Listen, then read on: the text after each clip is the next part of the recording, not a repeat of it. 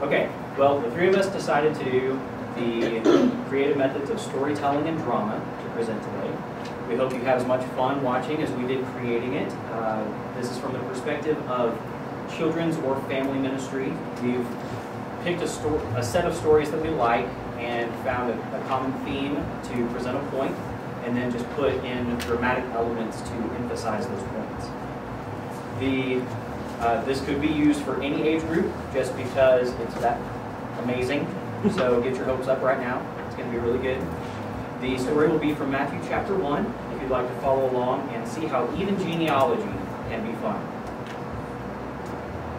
Okay, welcome kids and parents to this week's Bible story time. Today we're going to be reading from the New Testament book of Matthew. Matthew is one of Jesus' disciples, and he wrote about Jesus so that other people could learn about him. In Matthew 1, we read about Jesus' family line. We learned last week about Jesus' parents and how God prepared them to be the parents of the Messiah. And this week we're going to look at how God used Jesus' ancestors to prepare the way for him as well. All through the Bible we see how God uses unlikely situations and people to do great things. One good example of that in the book of Numbers, the story of Balaam, who was a prophet of God who only told people what they wanted to hear, not what God wanted them to know. God was so upset with Balaam that he sent an angel to stop him on his donkey, and the donkey shouted out at Balaam, telling him to stop. As Balaam was trying to figure this out, God opened his eyes to see the angel himself. The angel corrected him, told him he needed to start listening to God and telling people what God wanted him to say, which Balaam did, and Israel prospered because of it. If you're familiar with Clancy Hayes, you know that it's not the only time God has used strange animals to do his good. Within Jesus' family specifically, that's our story today, we'd like to show you 3 more examples. Let's start reading through and I'll tell you more as we get to them. The book of the genealogy of Jesus Christ, the son of David, the son of Abraham. Abraham was the son of Isaac, Isaac the father of Jacob, Jacob the father of Judah and his brothers, Judah the father of Perez and Zerah by Tamar. No, we're not gonna talk about Tamar today. Yeah, we'll skip that story. Perez was the father of Hezron, and Hezron the father of Ram, Ram the father of Amminadab, Amminadab the father of Nahshon. I like that name. Nahshon the father of Salmon, and Salmon was the father of a man named Boaz by Rahab. Now Rahab's a name we want to talk about because she's an interesting story. Yeah, you can come back out now. That's good. Let's set the scene a little bit. As Joshua was leading the Israelites in the Old Testament through the Promised Land, they came upon a city called Jericho. And they decided to send in spies to check it out. I'm 2 spies. They went around the city, finding out its strengths, getting a feel for the layout, making sure the army didn't have plans to go out against Israel. While the spies were creeping around the city, the king got word they were there, so he sent guards out after them. The spies found shelter at the house of a woman named Rahab. You see, Rahab would let anybody into her house. She was a hugger. She hugged a lot of people and had a lot of boyfriends, we'll say. And everybody knows that nobody should have too many boyfriends, right? Not a good thing. But she welcomed them in, and whenever the guards came, she hid the spies. And she sent the guards away. Nobody here! I think you went that way! So the guards left, and as the spies were going back to the Israelite camp, they made a vow that they would protect Rahab, that whenever the city was destroyed, they would come back for her. After the Battle of Jericho, she married into what would be Jesus' family line. So Rahab and her husband Salmon had a son named Boaz. Boaz. Who married a young lady named Ruth. Oh, wait. I'm supposed to keep this on.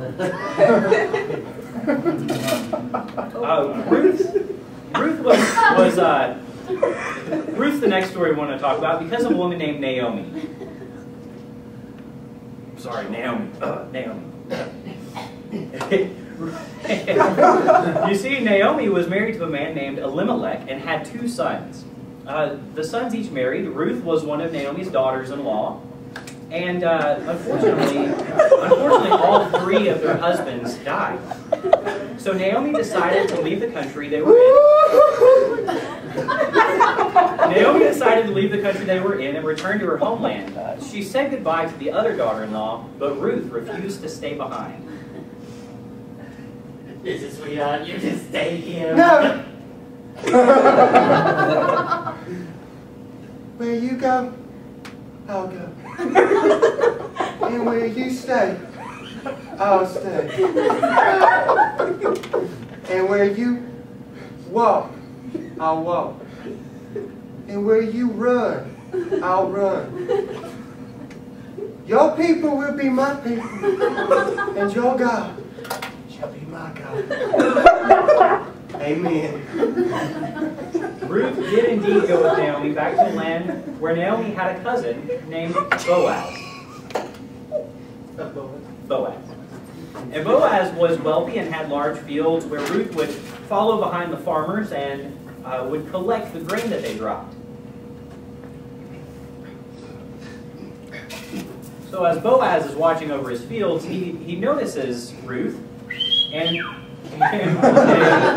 one day Ruth goes to Boaz, wins over his heart, and when he realized that she was with Naomi, he took her as his wife. I was Naomi. Come on. So Ruth, after all of her loss, found a place in Jesus' family as well. Ruth and Boaz had a son named Obed, and Obed had a son named Jesse. And Jesse's son was David, who became king. King David was called a man after God's heart. He grew up watching sheep, but he proved himself to be a man of great courage. So when the current king died, he took the throne. King David was up on his roof one day, looking over his kingdom, when he spotted a woman named Bathsheba on her roof showering. I'm Bathsheba taking a shower. Fully clothed. Fully clothed. But that wasn't enough to keep King David from wanting her. He took her for his own and found out that her husband was a man named Uriah who was away at battle. So he had Uriah thrust to the front lines where he was inevitably killed.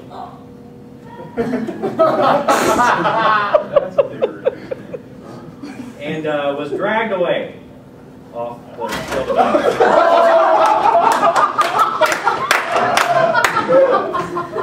Thanks, Uriah.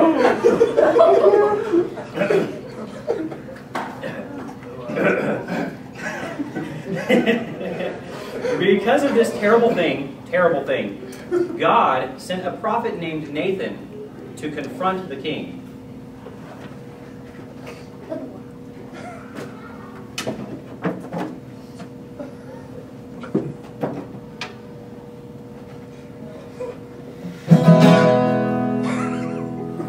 Hello, King. Today, I want to tell you a story. You see, one day there was this man. He had many lambs. And then there was another man who had solo uno lamb.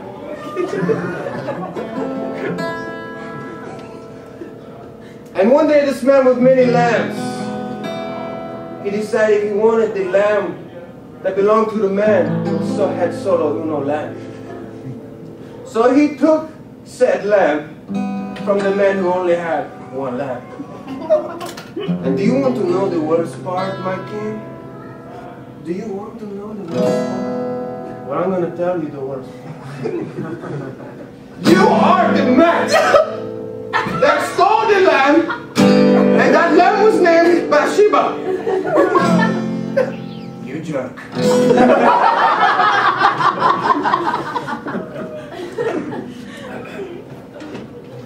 In devastation, David repented.